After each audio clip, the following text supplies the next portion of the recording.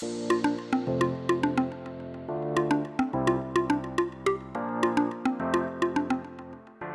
back to another episode of Keeping Tabs, where we keep it real in real estate and talk about what's actually happening in today's market. I'm your co-host, Zach Viscomi, and joining me as always is the better half of this podcast, local real estate expert, Tabitha Heit. So if you're interested in selling your home or thinking about selling your home, then this episode is going to be for you.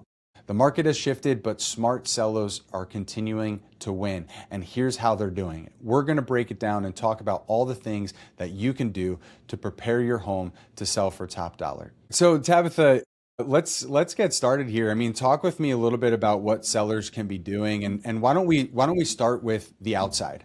Obviously, it's winter, so there's not a whole lot that people are going to be able to do right now, but curb appeal is a thing. Yep.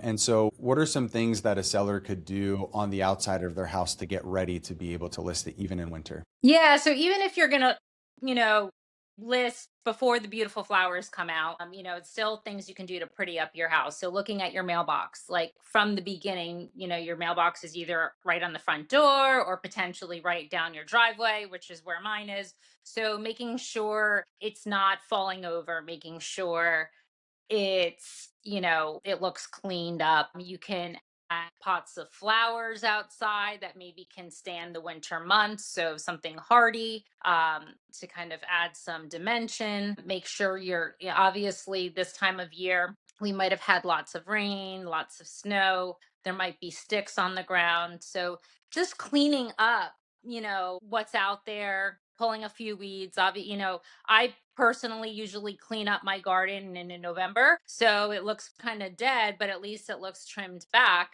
So just making sure everything it looks tidy, even if you don't have a lot of color going on outside right now. So that's where I would what I would do outside. And it can feel, selling your home, depending on how long you've been in your house. Some people have been in their house 20 years, 30 years. And obviously, the longer that you stay in your house, you develop just more stuff in your house. It might feel more overwhelming. Where if you just were in your house for a couple years and used to you moving, you might not have as much of an overwhelming thought of, hey, I got to sell my house now. What do I need to do?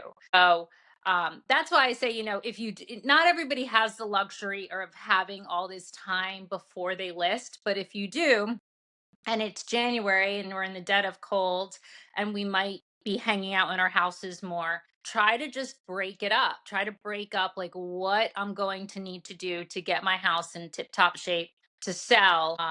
And do it on a calendar. And I help my clients really, for the people that are overwhelmed with it all and they feel like, oh my God, I have all this stuff to do. I try to break it down week by week. We talk about, do you want to spend any money to do these things, or are we on a budget? I say enlist your teenagers, even your young kids, to do certain Free things. labor. Yeah, I mean, they have to help out. So, everybody gets a task in the house, and this is what they can do, and it makes it easier for people. So, that would be my suggestion on the outside. And then going into, the garage. Let's start there too. The garage is a place where people just put a lot of stuff. Sometimes don't even put their cars, like my garage.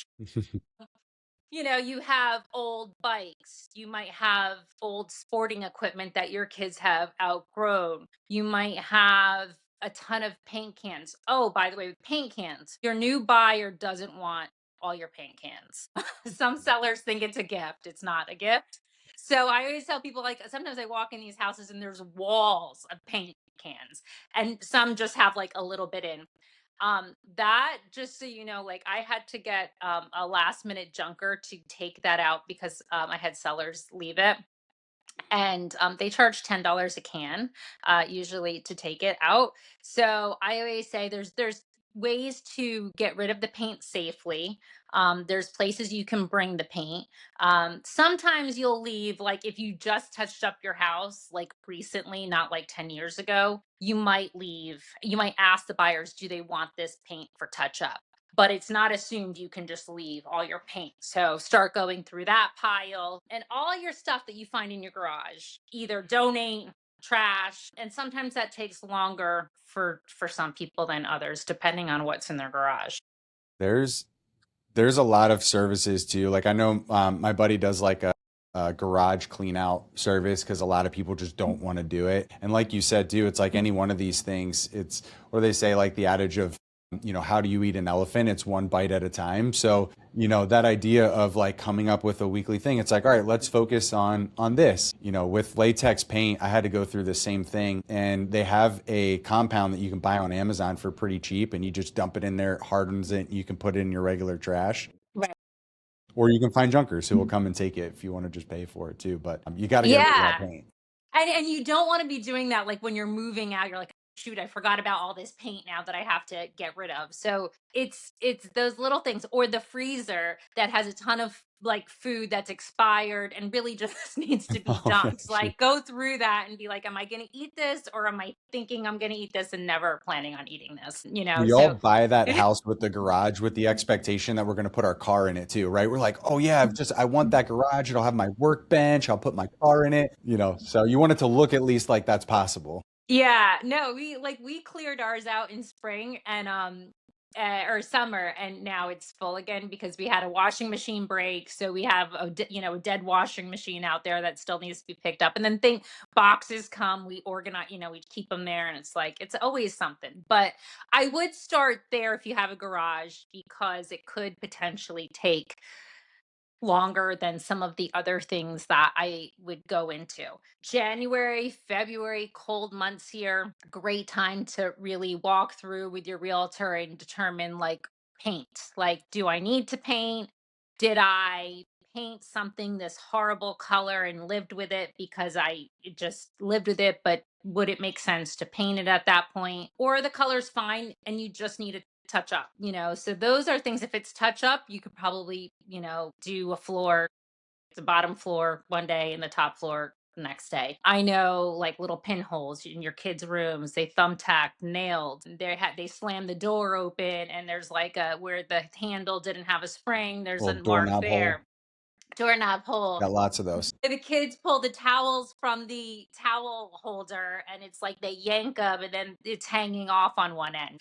Fixing, going through and really taking inventory of the walls, what they look like, and what you could do to freshen them up. Not some people will repaint their entire house, to do a fresh coat. Sometimes that's needed if the house has been really lived in for many moons. If you've lived in your house for 20 years, never really painted it, you might want to. But if the walls look pretty good, it might just be touch up. So that can be something that potentially a seller could take on their own.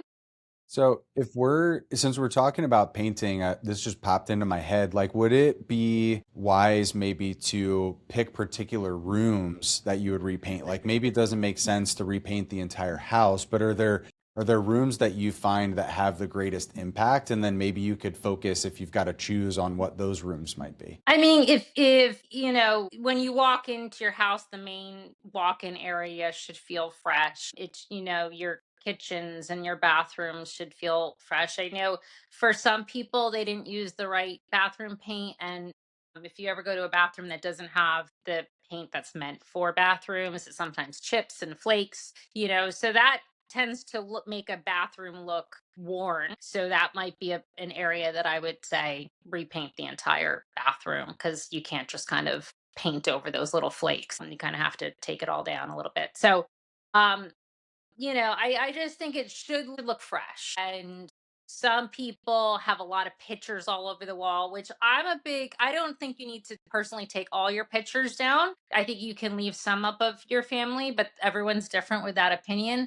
But if you have like a whole wall of pictures and different picture frames, you might want to consider taking those down and minimizing a bit. So, and all those holes that you're going to regret that you once put up will appear. So those are all, if you have TV mounts, which you're supposed to keep for the sale. So if something's mounted on the wall like a TV mount, it belongs to the new buyer. If you really want that TV mount, it's time to now take it off, patch the wall, paint the wall, so that before you start showing it, the TV mount's gone would be ideal. I didn't know Um, that was a thing. That's yeah. interesting. So TV mounts stay with the house unless they're written in the contract that they're not going to. And if they're not going to, you're going to have to paint and patch the walls. So, make that determination sooner than later if you're going to want TV mounts. But most people just leave the TV mounts because they can pick up a new TV mount for more than it's going to take them to now repair the wall. So that's with painting. And the other thing I see a lot when I walk through houses is knobs, like knobs on kitchen, knobs in bathroom, handles, door handles that might be loose. So those are all things to walk around, take inventory of what's loose, and could be just an easy tighten up. What door handles are kind of like, or doors that are not shutting properly, like fix those things, which just are things that hopefully you can do on your own. You can find everything on YouTube, how to fix anything.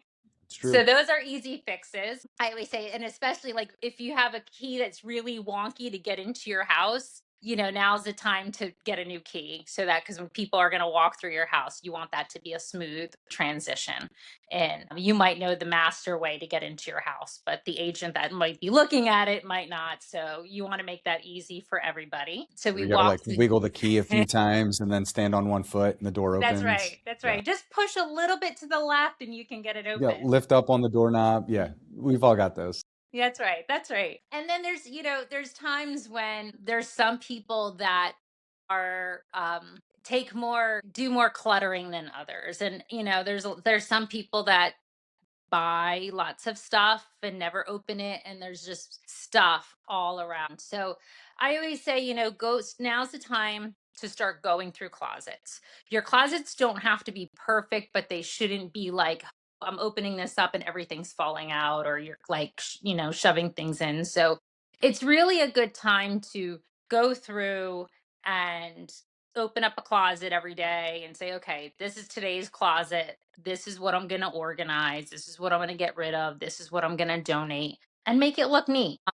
I always suggest like a closet a day. If everybody in the family takes a closet a day and just starts doing that, it won't be such a task for someone to do. So less clutter is ideal when you're selling your house. Also makes it look like you have more space. If all your closets are filled to the rim, it kind of gives a perception to a buyer that, oh, maybe this house doesn't have enough space for all my stuff, or maybe we just have too much stuff.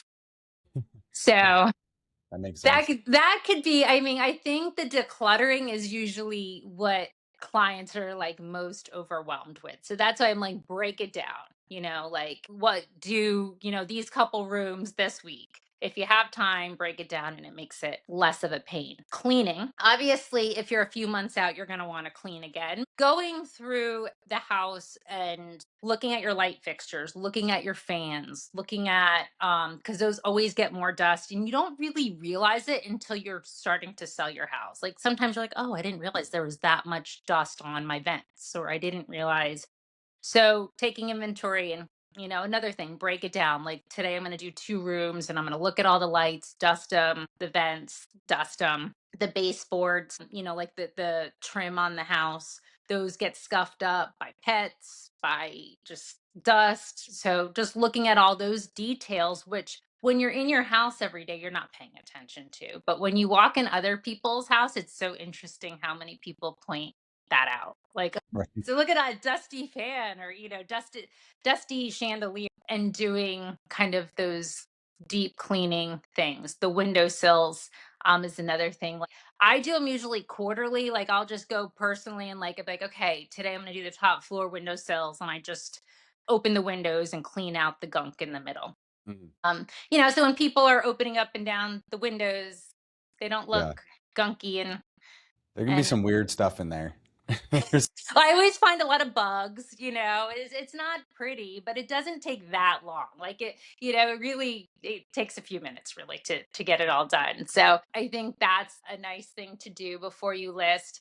And I think, obviously people are going to have different situations where they're selling, and some people might have the money to put into the house to try to make it look its best, and others don't, and it's okay if you don't have the money to do it, because these little things that I'm mentioning really shouldn't cost you much. It's really just about presentation and having someone feel a certain way when they come into your house, which should feel like a fresh breath of fresh air when they come in. And so going through doing that, some of the things that might cost money are like a stucco inspection. We spoke about this in another episode, but the if you have a stucco house, which there's a lot in our area, I do suggest a pre-stucco inspection, because most times buyers are going to get a stucco inspection. Sometimes they'll get lucky and they'll waive it, but just to prepare yourself. So that would be something that you might want to put out money. If you have a stucco house, I would suggest,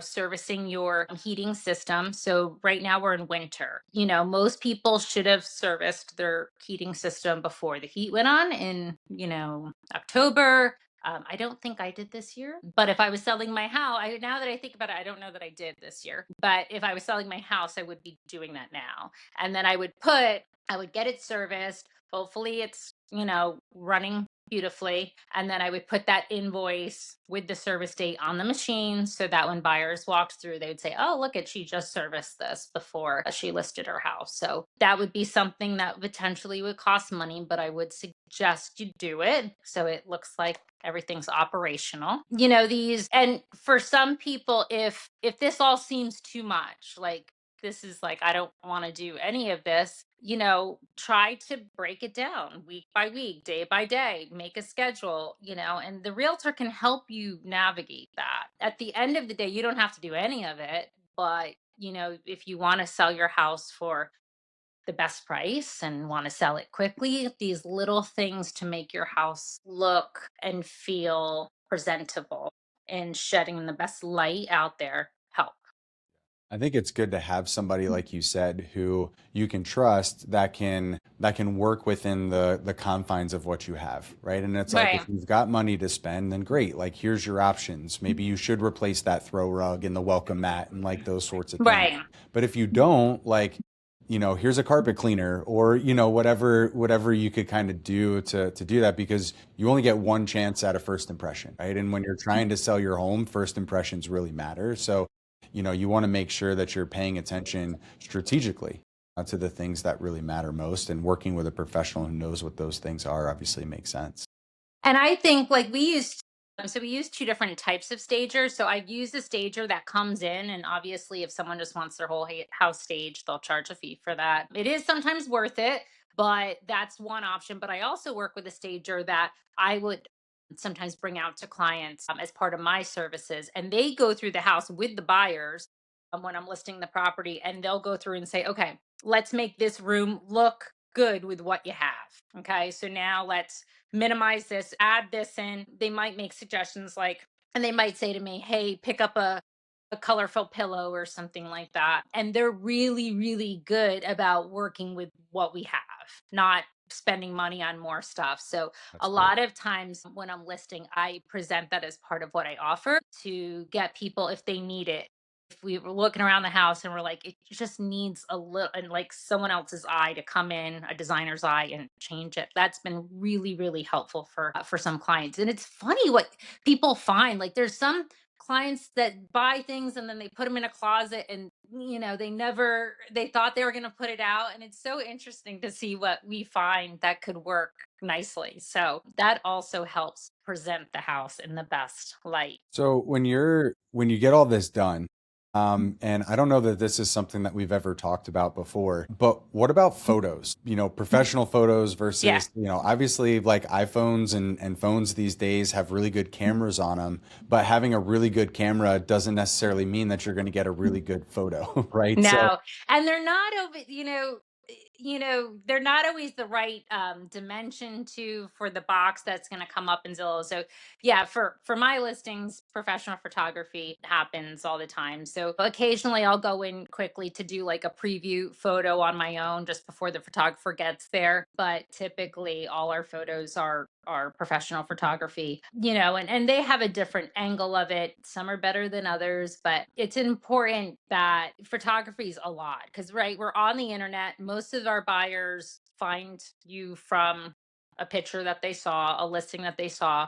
Photography is very, very important.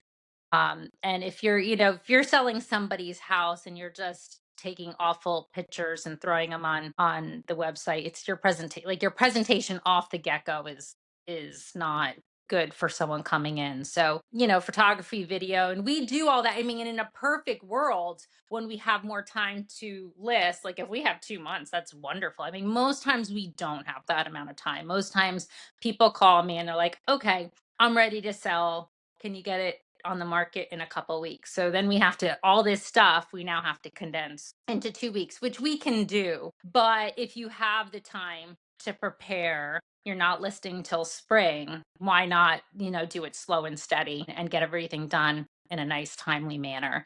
And then, yeah, and then we do the photographs, ideally on a nice sunny day. So it looks nice and bright outside and not dreary and cold. I hate doing winter photography, but sometimes we do, and they have to sometimes brighten the sky and do their magic, which good photographers can do. And then getting that done is a nice, you know, check off the list because that's also stressful for the clients of like, oh, I have people in my house, they're photographing everything. We have to have everything look like we don't live here right now. But that's when I go through with the photographer and we're moving things, I'm putting them back. As the picture's being shot, I'm following behind and moving it back. So we try to not make it so invasive, like, for the family that we're in their space because we understand that that can be stressful. So the more time you can plan, the better. But again, if you don't have that time, and there's a lot of times situations, there's no time, it's like list it now. We work with that and we do our best. So once we get the house prepped and things are ready, and there's obviously a lot more strategy that goes into this in today's market, right? When it comes to pricing strategies, when it comes to all of these other factors that come into play. And I think one of the things, and maybe this has been true for a while. I don't know personally, but I would say like I think as buyers and sellers, we typically pick a real estate agent based off of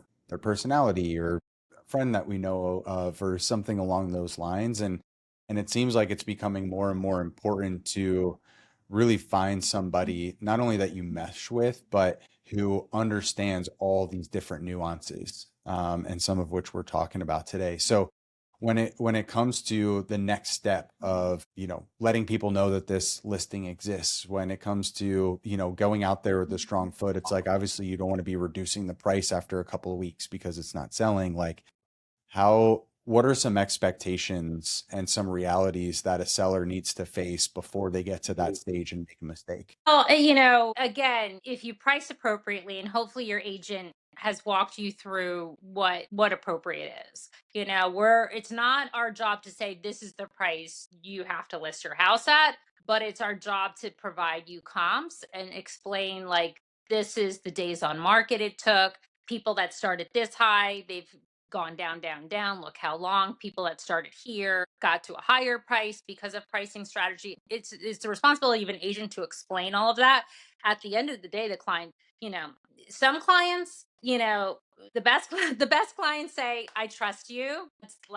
Tell me where we need to be." And I trust you. Others are like, okay, I heard what you said, but I still want to try to get 50,000 more than you just told me.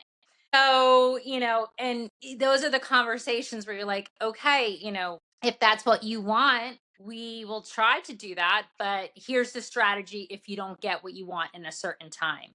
Because what you really want to avoid is reduction, reduction, reduction, reduction, reduction. Because, buyers are very smart in this market. So if they see reduction, reduction, reduction, they might assume something's wrong with it, especially in this market where everything's been selling pretty quick. I mean, we're lucky in Pennsylvania still that the market is still strong. Not every state is like this, from what I'm hearing. I have a few clients that are relocating to Pennsylvania and they were having trouble selling their house, but they might have been having trouble selling their house because price, like what was the conversation with? And I always tell clients, I'm going to be transparent.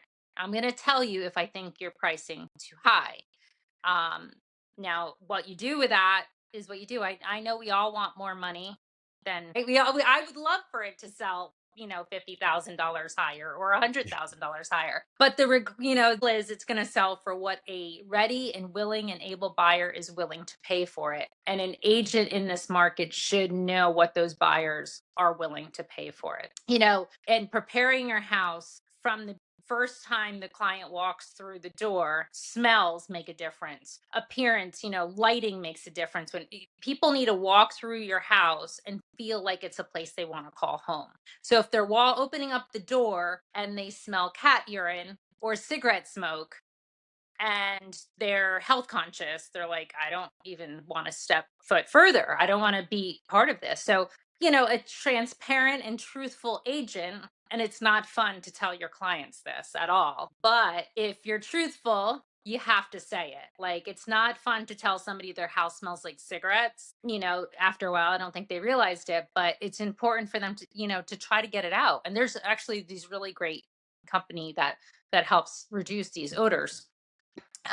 So smell is very, very important when you're going through a house. Some people take it beyond and they put all these freshener things out there and it smells overkill, and then everyone walks through it. It's funny to see the buyer's reaction, like, it smells like, a Lysol and all these different things, and what are they hiding?